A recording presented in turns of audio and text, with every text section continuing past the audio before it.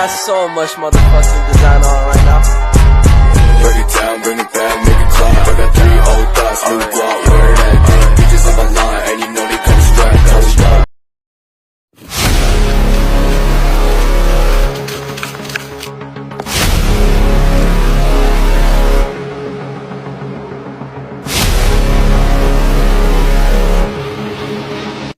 Halo teman-teman semua, perkenalkan nama saya Walmin Cerupilele dan rekan saya Salsabila Moni. Kami adalah mahasiswa semester 1 Farmasi kelas B3 Ambon. Nah, di video kali ini kami akan memaparkan materi tentang indera penglihatan. Nah, yang akan kita bahas dalam materi kali ini yaitu yang pertama ada pengertian indera penglihatan. Yang kedua ada bagian dan fungsi dari indera penglihatan. Yang ketiga proses mekanisme melihat. Yang keempat faktor penyebab sakit mata. Yang kelima, gejala penyakit mata. Dan yang keenam yaitu penyakit yang menyerang indera penglihatan. Materi yang pertama yang akan kita bahas yaitu pengertian indera penglihatan. Nah, indera penglihatan manusia adalah mata. Indera penglihatan merupakan salah satu bagian dari panca indera yang memiliki fungsi sebagai reseptor untuk menerima cahaya atau fotoreseptor yang selanjutnya akan diproses menjadi satu penglihatan. Kita bisa melihat dan mengenal pada satu benda yang kita lihat sebab adanya kerjasama antara mata dan juga otak. Rangsangan yang terjadi pada bagian mata akan diteruskan menuju otak.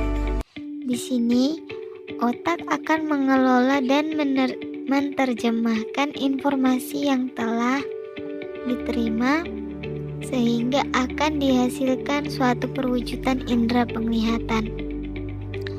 Susunan indera penglihatan secara garis besar terdiri atas 1 mata, 2 saraf optik adalah saluran saraf yang menghubungkan mata dan otak.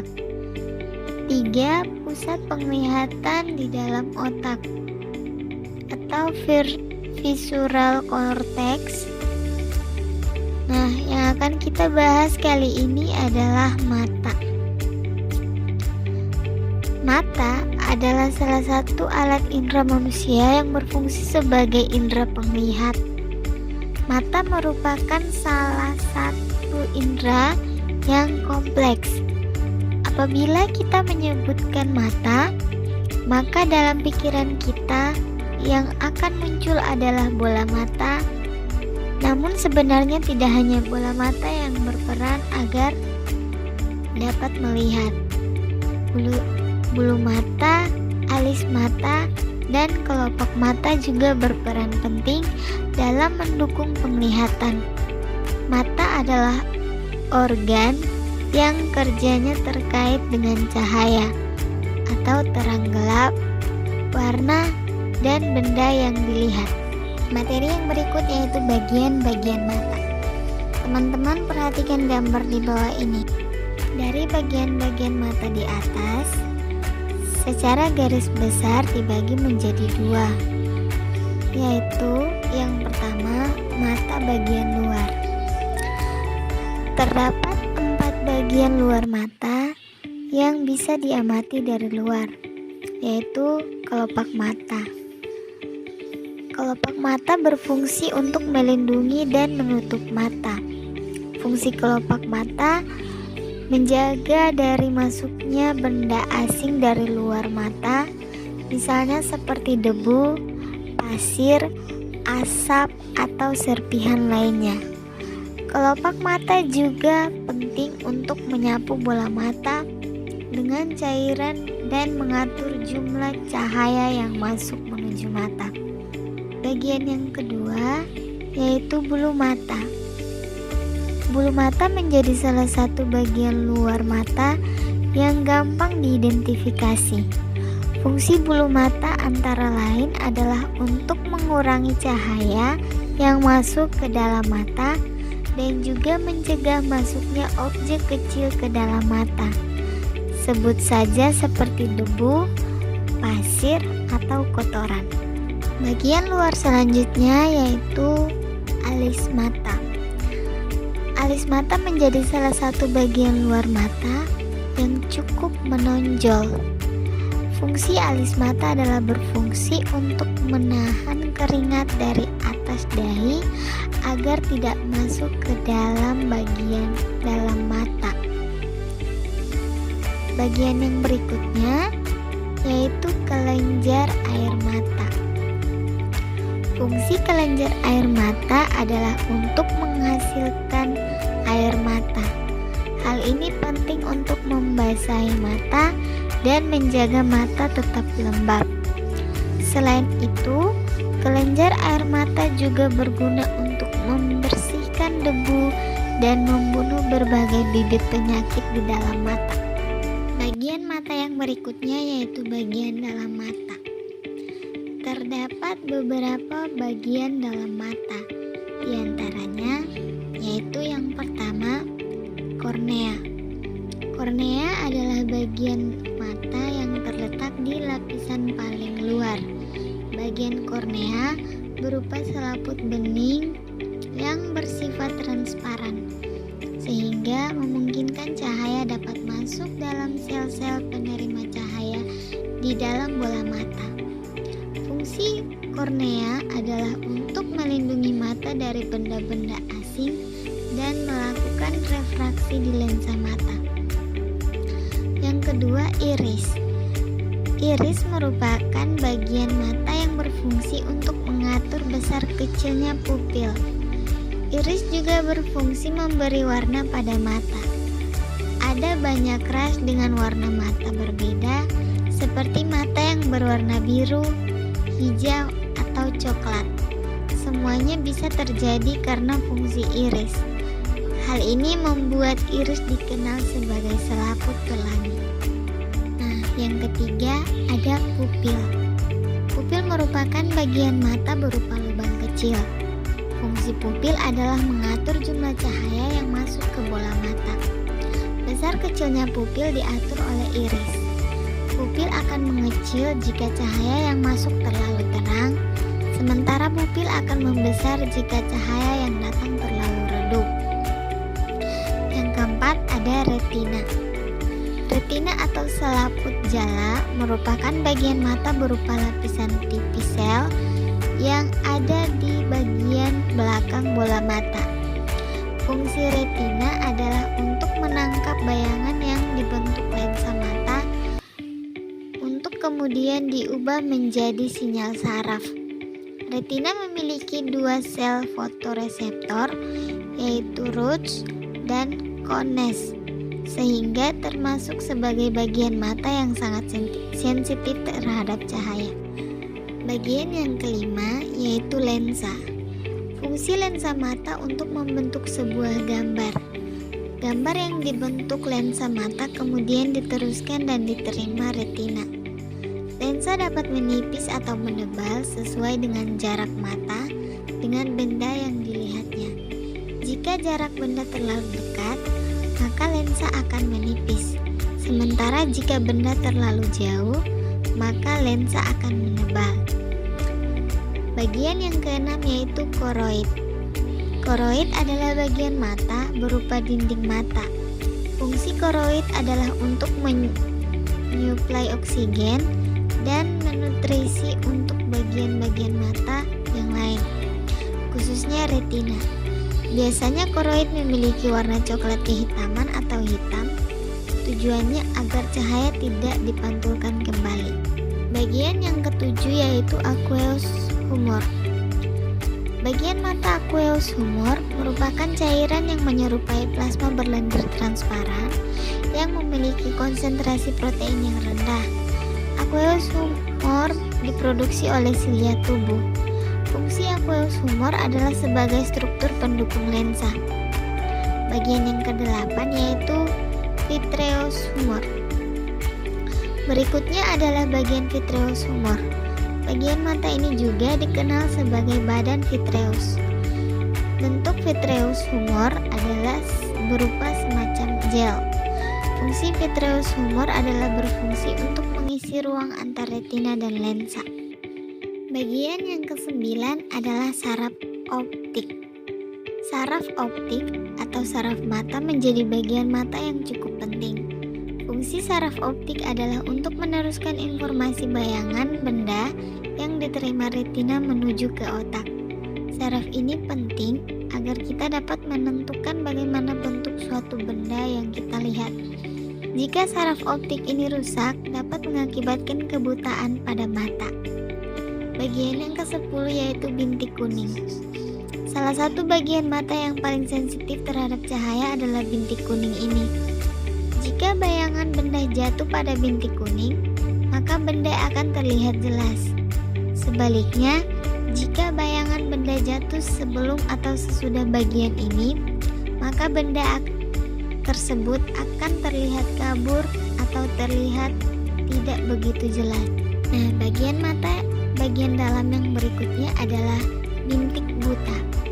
Bintik buta atau biasa juga disebut sebagai blind spot adalah bagian mata yang tidak sensitif terhadap cahaya. Hal ini berbanding balik dengan bagian bintik kuning. Jika bayangan benda jatuh pada bintik buta, maka benda tidak dapat terlihat jelas oleh mata. Nah, bagian yang berikut yaitu otot mata. Salah satu bagian mata adalah otot mata. Fungsi otot mata adalah membantu cara kerjanya lensa mata dan dalam membuat suatu lensa mencembung atau memipih atau yang dikenal sebagai daya akomodasi mata. Otot mata menyangga lensa mata dan bentuknya mirip kristal. Bagian yang terakhir pada bagian dalam mata yaitu sklera. Sklera merupakan bagian mata yang berupa dinding putih mata dan disebut sebagai selaput putih. Bagian mata sklera ini memiliki ketebalan rata-rata 1 mm dan juga bisa menebal sampai 3 mm disebabkan karena adanya otot irensi. Fungsi sklera adalah untuk melindungi struktur mata dan membantu mempertahankan bentuk mata. Selanjutnya saya akan menjelaskan materi yang berikut, yaitu proses atau mekanisme melihat. Teman-teman perhatikan di gambar di bawah ini ya. Nah, dari gambar ini dapat kita simpulkan bahwa proses mekanisme melihat dimulai ketika benda-benda yang ada di luar mata mengirimkan cahaya masuk ke dalam mata dengan menembus kornea dan aqueous humor melalui pupil lensa kristanila vitreous humor. Setelah mengalami beberapa kali pembiasan, sampailah pada retina atau yang biasa kita sebut dengan sebagai layar penangkap bayangan. Bayangan pada retina terbalik dan lebih kecil. Nah, bayangan tersebut kemudian dikirim ke pusat penglihatan atau otak. Melalui saraf optik di otak atau lobus opticus, bayangan tersebut dapat kita artikan sebagai kita dapat melihat benda tersebut. Lanjut ke materi berikut, yaitu faktor resiko penyakit mata. Teman-teman tahu ada beberapa faktor yang dapat meningkatkan resiko terkena penyakit mata. yaitu yang pertama, penggunaan gawai secara berlebihan. Nah, teman-teman tahu tidak, sinar biru dari gawai yang digunakan secara berlebihan dapat menyebabkan mata kelelahan atau mata kering loh. Biasanya ini kita berdampak lebih buruk pada anak berusia umur 18 tahun. Nah, faktor yang kedua yaitu pola hidup yang tidak sehat. Misalnya, kurang mengkonsumsi makanan sehat dan bergizi. Contohnya seperti wortel, sayuran yang berwarna hijau, buah-buahan, dan ikan yang mengandung omega 3 yang tinggi. Faktor yang keempat yaitu penggunaan lensa kotak. Teman-teman tahu tidak? Jika digunakan terlalu lama dan tidak dijaga kebersihannya, penggunaan lensa kontak dapat meningkatkan resiko penyakit mata, khususnya mata merah. Nah, faktor yang berikut yaitu ada faktor usia. Di sini, semakin tua usia seseorang, maka semakin menurun pula kualitas fungsi matanya. Nah, faktor yang berikut ada faktor genetik. Nah, beberapa penyakit mata bisa diturunkan. Yang berikut ada faktor penyakit tertentu. Nah, teman-teman, penyakit tertentu ini seperti diabetes atau tumor. Nah, penyakit ini memiliki komplikasi yang mempengaruhi penglihatan. Nah, materi yang berikut yaitu gejala penyakit mata. Nah, gejala umum dari penyakit mata adalah yang pertama, mata merah, terasa nyeri, gatal, kering, berair, pandangan kabur atau berbayangan, dan kepala terasa pusing saat kita memfokuskan titik penglihatan pada suatu objek. Materi yang berikut yaitu penyebab penyakit mata. Teman-teman, sama halnya dengan kesehatan tubuh lainnya, kesehatan mata juga perlu dijaga loh. Jika tidak, penyakit mata bisa mengintai. Nah, berikut ini adalah masalah mata yang umum dan kemungkinan penyebabnya. Yang pertama ada katarak. Katarak menyebabkan lensa mata menjadi berawan, sehingga penglihatan tampak kabur pada awalnya. Pengidap katarak biasanya kesulitan melihat di malam hari, peka terhadap cahaya, dan tidak bisa membedakan warna dengan jelas. Yang kedua, ada glaukoma. Glaukoma mengikis dan merusak saraf optik yang menunjang penglihatan mata. Kerusakan saraf optik disebabkan oleh timbunan cairan dalam mata yang meningkatkan tekanan di dalam bola mata.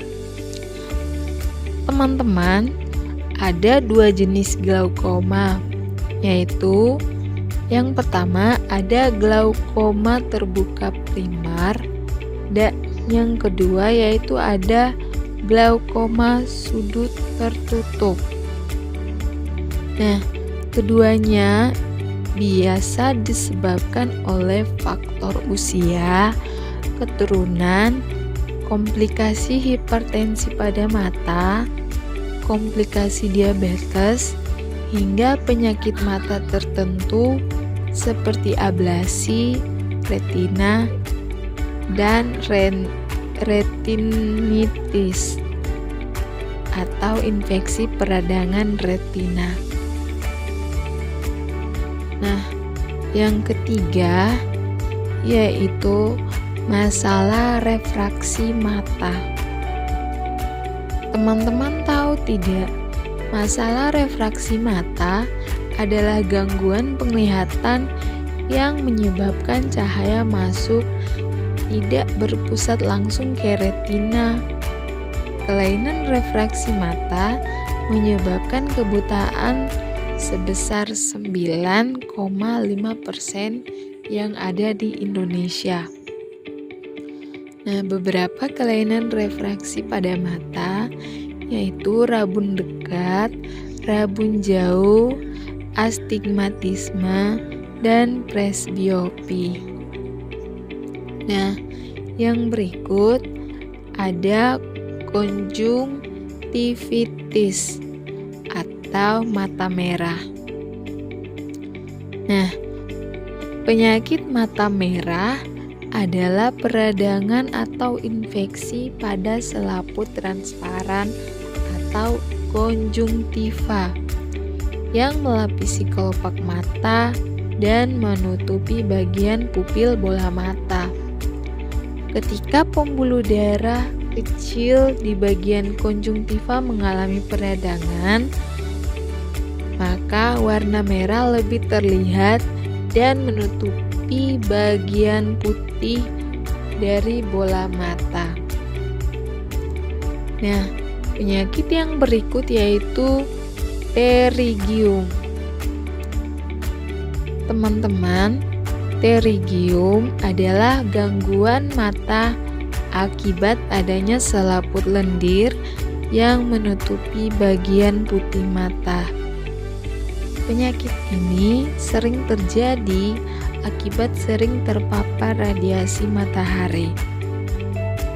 Adanya selaput lendir tersebut juga membuat mata seperti kelilipan benda asing. Gejalanya meliputi mata merah, peradangan kabur, serta mata yang terasa gatal atau panas. Penyakit yang berikut yaitu mata malas atau amblyopia. Teman-teman, mata malas ini sering terjadi pada anak-anak.